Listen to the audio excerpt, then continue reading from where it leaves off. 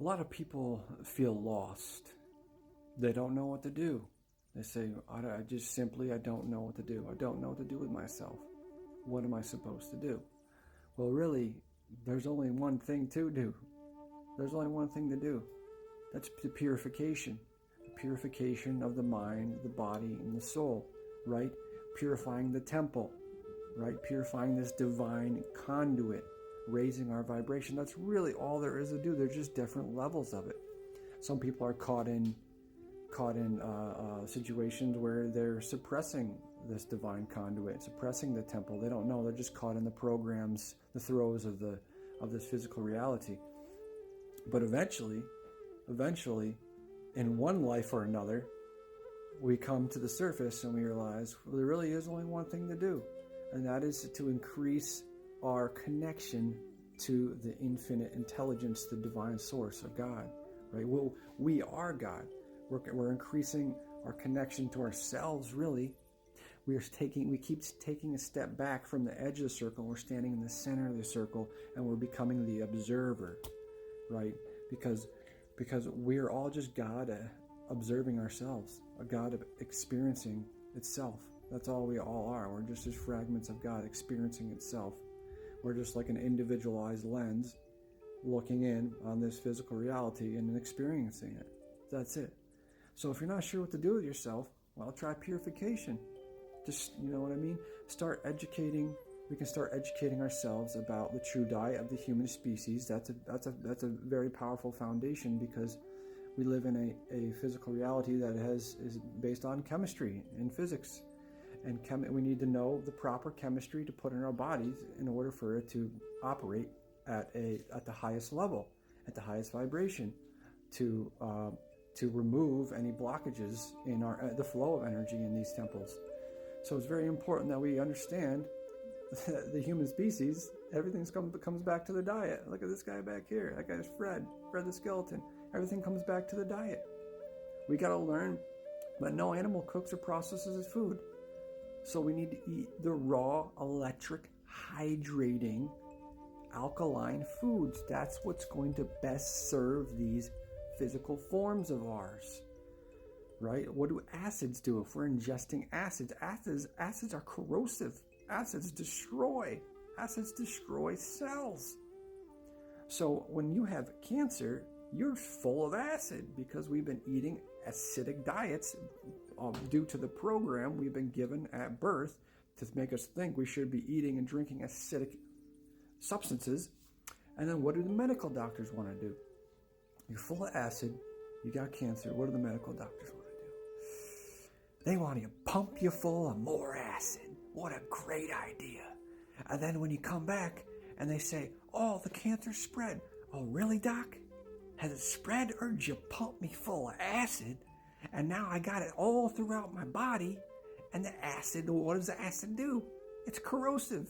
Now it's burning all my cells. Huh? Well, that's weird that happened. I can't imagine how that happened. So anyway, going back to what do? Purification, right? Meditation, purifying these temples, coming into the present moment, because that's all there really is. There is only the now, the infinite now. Time doesn't exist, right? Time doesn't exist. There's only now. We live in duality because that's part of this physical reality. But there is really no separation. There is no separation. The negative forces at hand spend all their time dividing and distracting us, creating more separation, when in reality they know that the unity of the people and the consciousness of the beings is what throws them out of power and leaves them powerless and empowers us. So it's very important that we take the time to purify these temples and raise our light and our vibration, which spreads outwards and affects all around us. It's very important. So we can always focus on that if we don't know what to do. Just keep coming back to that. Keep coming back to the present moment. Keep coming back to taking care of these temples, because that's going to be a key factor in collapsing these negative power structures. And we are in the midst of collapsing these negative power structures. So it's an exciting time to be alive. So remember, guys, be gentle on yourself. Just relax. No matter what you're doing, no matter where you are, just relax. That's all you got to do. Take a deep breath. Relax. Remember, everything's already written. We're just riding on the waves, baby. Everything's already written. No matter what, everything that happens is going to happen. There is no failure. There's only lessons. There's only lessons. If we want to move on, we got to learn a lesson. If you keep running into the same thing over and over again, you're not learning your lesson. You got to take a step back and start observing and be like, what is this situation trying to teach me? What is this person trying to teach me? What is this job trying to teach me? What is this family moment or issue trying to teach me? It's all a lesson for the evolvement of our consciousness. Everything's a lesson. If you can start looking at everything from the vantage point of what is this trying to teach me, everything, every encounter with any person ever, any situation. Why am I getting triggered? Why is this situation or this person triggering me? What is it why am I getting angry? Like, what the heck? Why? Like, what's the point? There's no point. Being angry doesn't change anything, right? Why is this upsetting me? We got to take a look at that. And that's how we grow, right? And the thing is, if we want to evolve, we have to have the courage to step outside of our comfort zones, right? We have to have the courage to step outside of our comfort zones and take that first step toward something that might be unfamiliar with us and intimidating. Because what we will realize is that with each step we take, even though it's out of our comfort zone, it gets easier every time. And there's a whole community of people out there in the truth community, in the health community, natural health community, willing to, hold our hands and help guide us. So we just have to have the courage sometimes to get out of our comfort zones in order to grow, in order to evolve, in order to get out of stuck situations that we feel like we've been in for a long time. Remember, nothing happens by accident, no situation, no suffering. Once you can start to see your suffering as grace, as a lesson, then you will be like, give me some more suffering. That's what Ram Dass says. Give me some more suffering. Not exactly. You got to take that with a grain of salt. But just realizing that suffering brings us closer to God. Suffering brings us closer to the Creator. So we can always come back to purification. Just keep taking it up a notch. Meditate more. Improve your diet. Get on raw fruits and vegetables. And detox everything, spiritually, emotionally, mentally, physically. Get all the bad stuff out. Clean yourself. And so you are just a giant vibrating light of the divine. You're just streaming the divine. When I was on all fruit over the summer, I did 131 days of fruit straight. I did 30 days of grapes.